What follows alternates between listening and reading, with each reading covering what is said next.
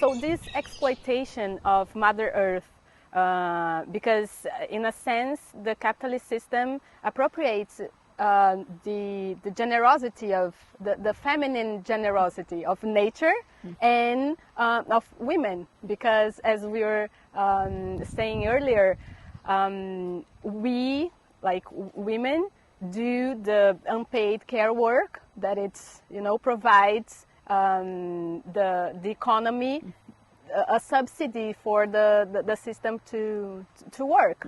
So how do you see like this exploitation of Mother Earth and the human mother, and what is the solution? Like, what is the exit for us to like, what's the solution to stop this exploitation? Let's put it that way. You know, the idea that nature is dead and inert and just raw material to be extracted is a result of the colonial industrial age. And what we call capitalism is nothing but colonial commerce. You know, declare other people's land as your property, make people work in slave conditions to generate wealth from resources that were their commons, but now are your property. People become property. That's what slavery is. And this system, you know, they worked very hard at putting it in place. And, you know, in my new book, From Greed to Care, I went to all the roots of all the words that are used in today's time. The word capital used to mean animals and livestock in Italy. You know, the word kaput is the heads of cattle. Even in India, your real wealth was the number of cows you had. That was the true measure of wealth, your living family. But when extraction happens, you take the commodity and turn it into cash. I know for the history of India, when the East India Company invaded us and ruled us, and then the British ruled us, they transferred $45 trillion equivalent of wealth by making the peasants whose land it was pay taxes to the British. So the appropriation from nature and appropriation from people is interlinked. Yes. Because the true economy, as the economy of life, of producing things we need, of caring for the earth, that economy doesn't get counted in the world, in the world of money. Yeah. And, you know, this magnolia tree is giving us shade. For free. For free. It's giving flowers, beautiful flowers. Not only for our beauty, but for the pollinators. It's creating oxygen for us to breathe.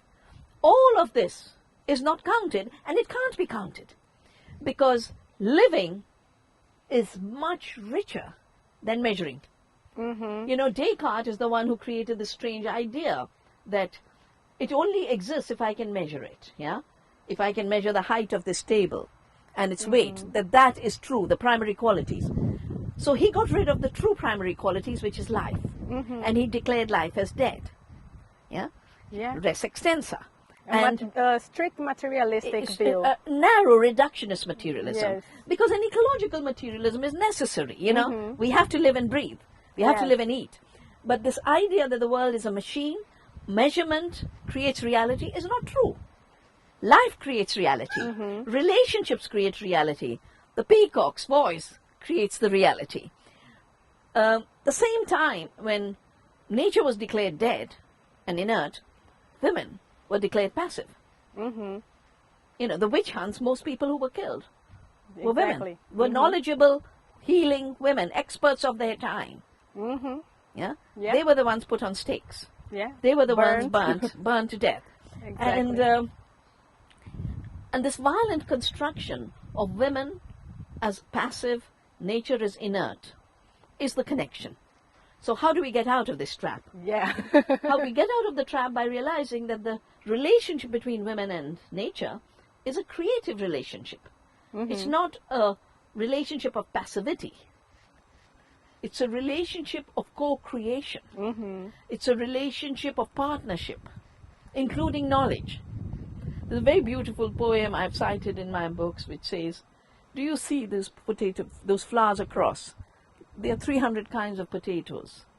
But those potatoes and their flowers are my blood and my sweat because I grew them with my body.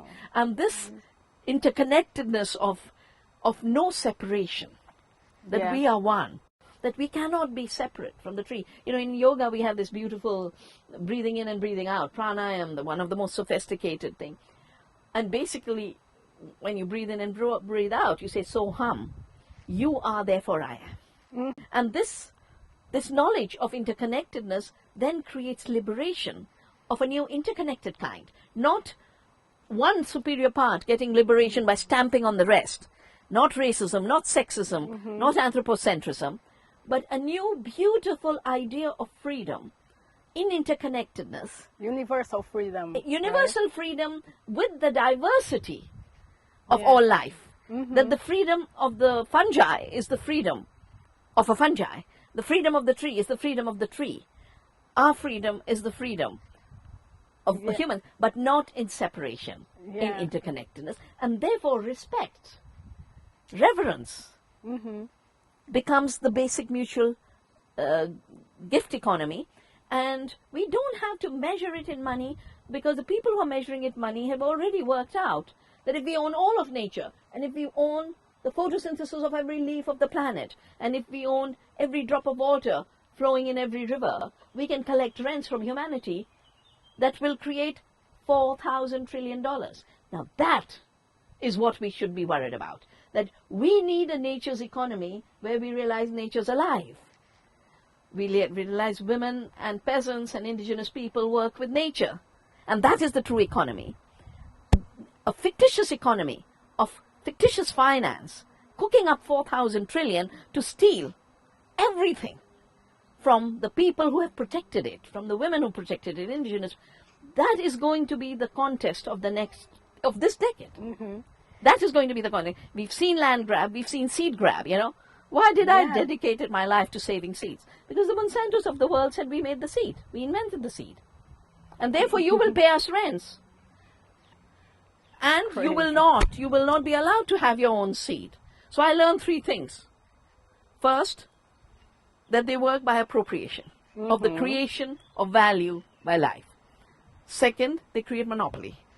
Third, they make it illegal for you to do what is free. And that's how this economy has grown.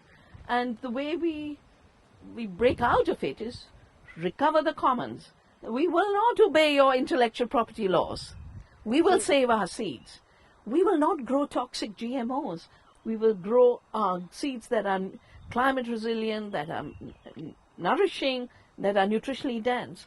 And we will work together as communities in cooperation, and that is our strength. You know, capital divides. Communities unite.